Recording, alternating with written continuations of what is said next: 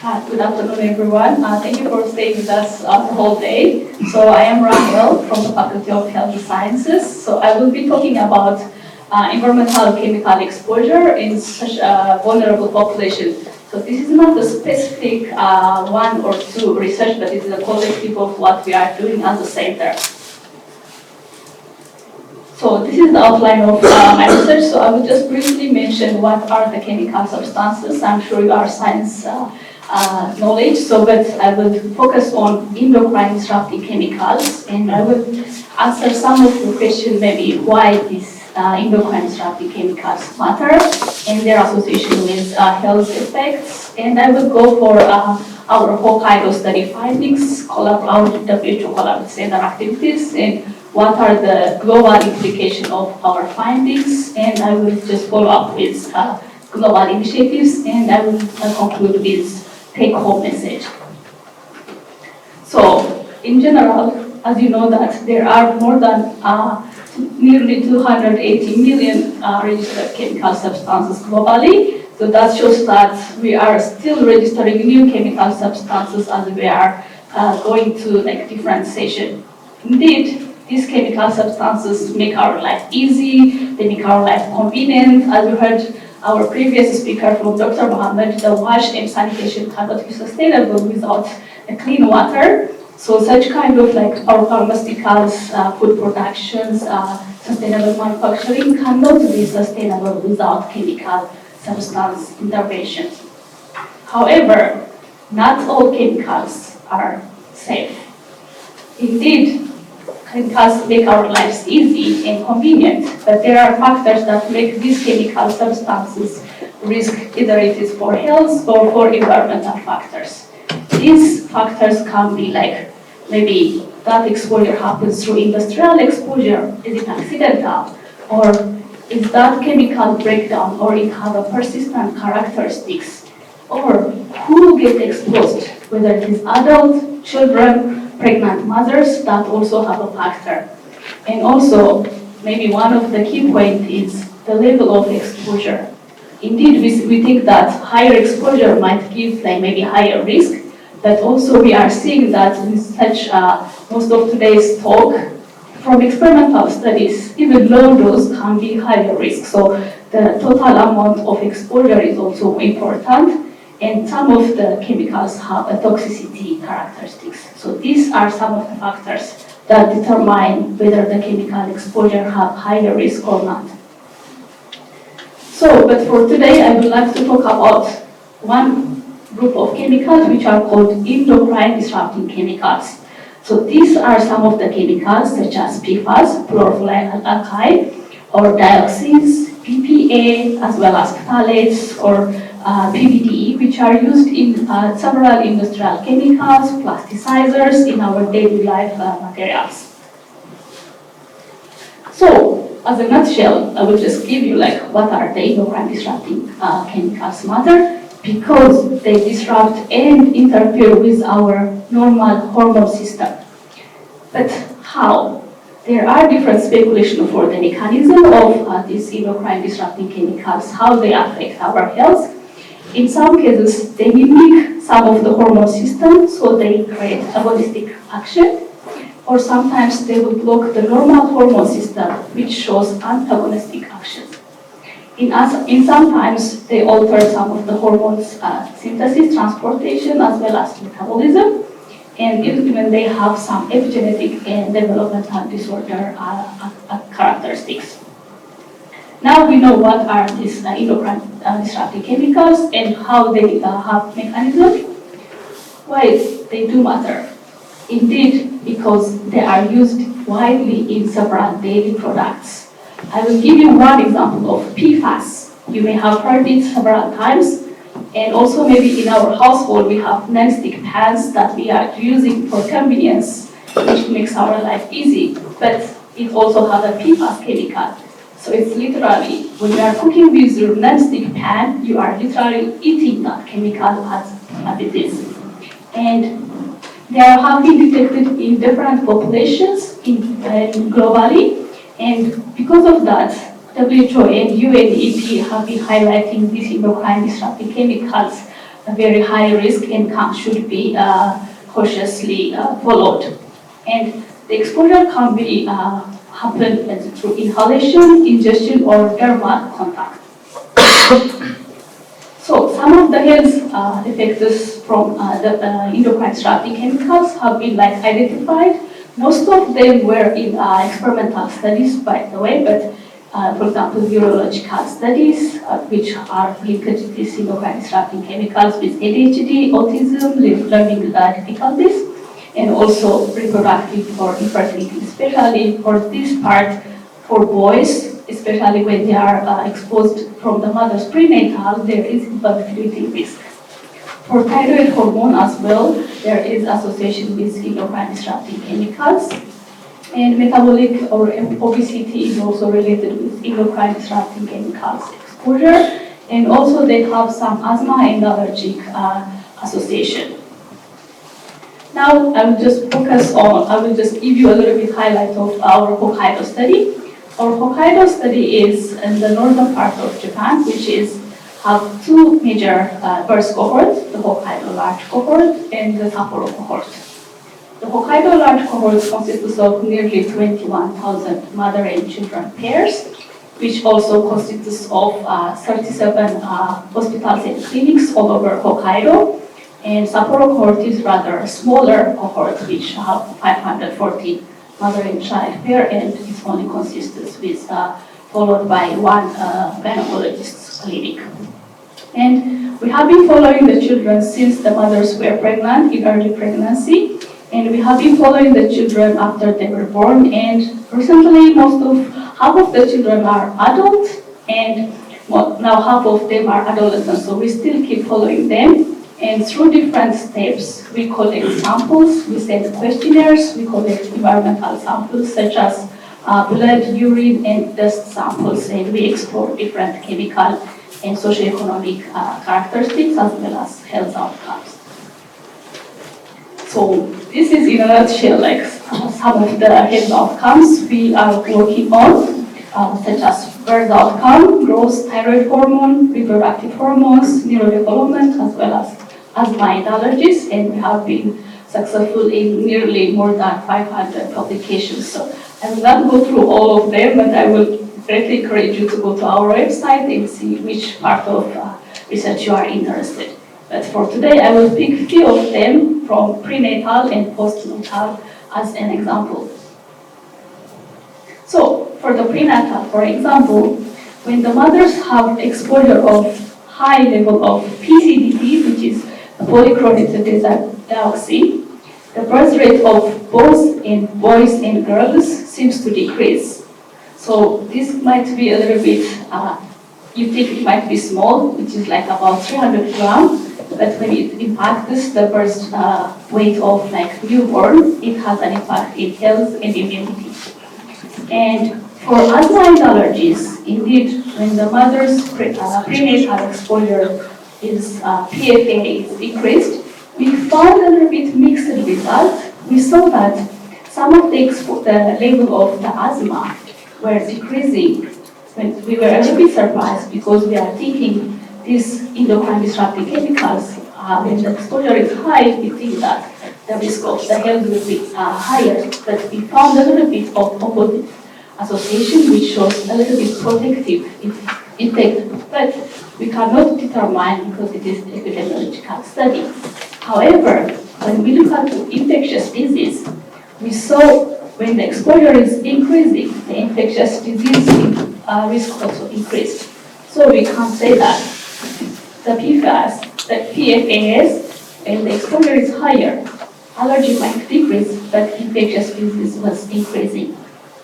We also examined different types of endocrine disrupting chemicals, which are called phthalates, which are mostly used in plasticizers and plastic materials.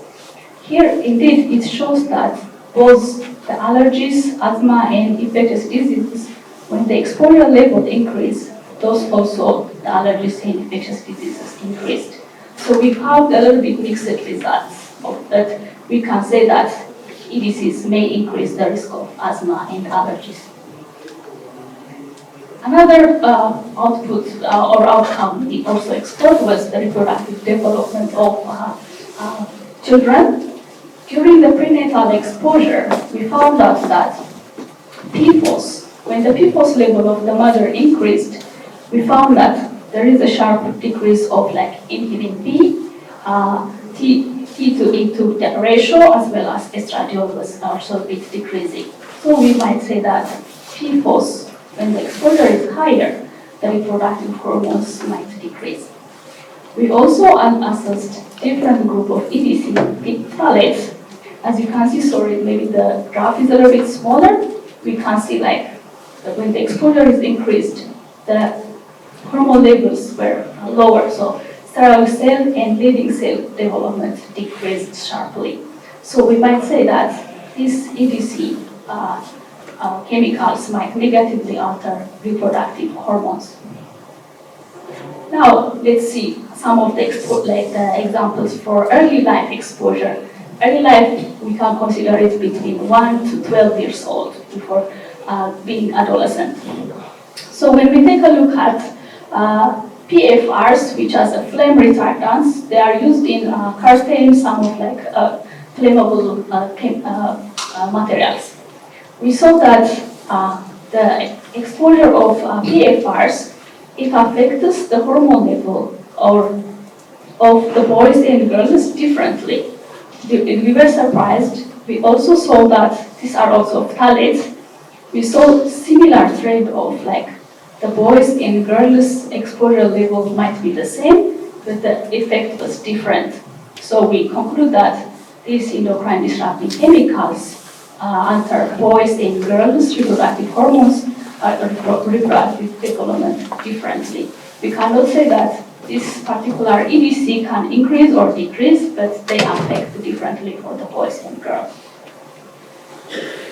For early life exposure, this is a study between children when they were 9 years old to 12 years old. We explored a little bit further because, as you know, in reality, we don't get exposed to one chemical at a time, but we are exposed to a mixture of different chemicals simultaneously. So we need to think about the reality of our exposure, and we did both individual exposure and mixture exposure of like the effect of, for example, phthalates. When we see that individual metabolites were associated with decreasing rhinoconjunctivitis and oxidative stress in the children. Again, when we also did for the mixture, we found out not only the asthma or rhinoconjunctivitis, but we found out that inflammation biomarkers such as FeNO, eosinophil, and absolute neutrophil count or ANC showed a sharp increase. This was also approved that when we have like higher exposure of like, and not only the mixture, but a combination of similar compounds, maybe they are correlated, a combination of TCIPP and TPHP, which are flame retardants, they also show like rhinoconjunctivitis increasing. So we could say that maybe these endocrine disrupting chemicals could increase the asthma and allergies in children, whether it is prenatal as well as in early life exposure. In a nutshell, so not only a research, we also have a WHO collaborating center. So from our side, we also do a collaborating center which is called Center for Environmental Health and Prevention of Chemical Hazard. We host this WHO collaborating center to expand our research with different countries and different regions of WHO collaborating centers.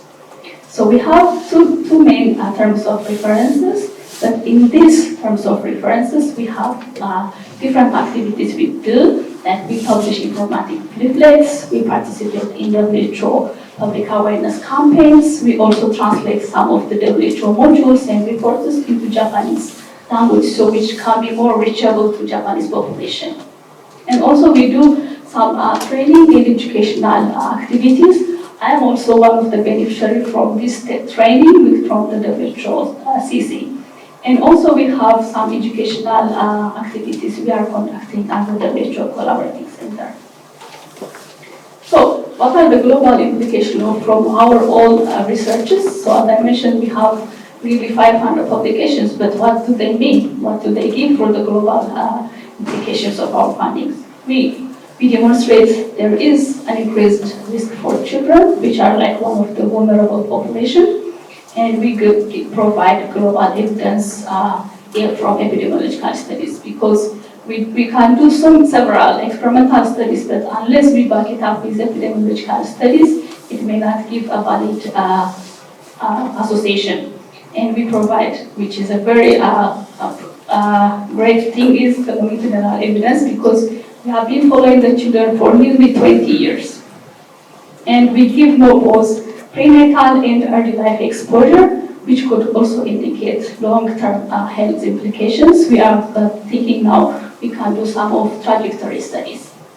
And we can also say that the understanding of it can contribute to a critical window of susceptibility during the growth. And we would like to have some of public relevance evidences to have preventive and regulatory actions. From these public health implications, there is indeed some of the global initiatives we have been also following. So different parts of the world, they have been giving some regulations and restrictions. For example, for phthalates or plasticizers, there is restriction and regulation in children's toys as well as in food containers. For example, in Japan, some of the food containers cannot have, should have less than 0.1% of phthalates. So such kind of regulations can be very good. And also there is some exposure reduction initiatives, especially in Europe. It's very active. There are so many initiatives that shows reduction initiatives, and there's a global effort to replace to a safer alternatives or alternative of this EDC. So indeed there are some challenges and prospects in this field. So when we say that these endocrine disrupting chemicals should be changed to newer or alternative chemicals, we need to do some of the toxicological testing. And also there is a lack of interdisciplinary coordination, so we need to have more establishment of international as well as cross-sector collaborations. Indeed, as you know that the low and middle income countries have no or limited lagging of regulation. Even the exposure level are unknown in most of the countries. And there is global biomonitoring limitation, so there is no standard for biomonitoring of these chemicals. Everybody is doing their own biomonitoring, but there is no standard biomonitoring. And mixture and low dose effects should be also considered. In the past, there's only one chemical association with one outcome, but indeed in reality we are exposed to mixture of chemicals as well as low dose or low exposure cannot be a safe level. So usually after my talk, I would like to give a take-home message. I just give you what are endocrine disrupting chemicals, and from the global perspective, but what can I do as a personal or from individual level? So in the morning, maybe the first speaker from Dr. Kim, you have heard that some parents, they will ask how can I reduce this exposure level? So in such cases, so we may give them please stay informed about chemicals, as well as minimize use of plastic bottles. I know that we are convinced and it's convenient to use plastic bottles everywhere. So instead, it's better to use reusable bottles. And also, it should be good to have a filter of your water. So in some cases, some people don't drink tap water and they opt out to plastic materials or plastic bottles. So sometimes it's better to filter your water and be careful of cosmetics and personal care products, because most of the personal care products, they have these endocrine disrupting chemicals.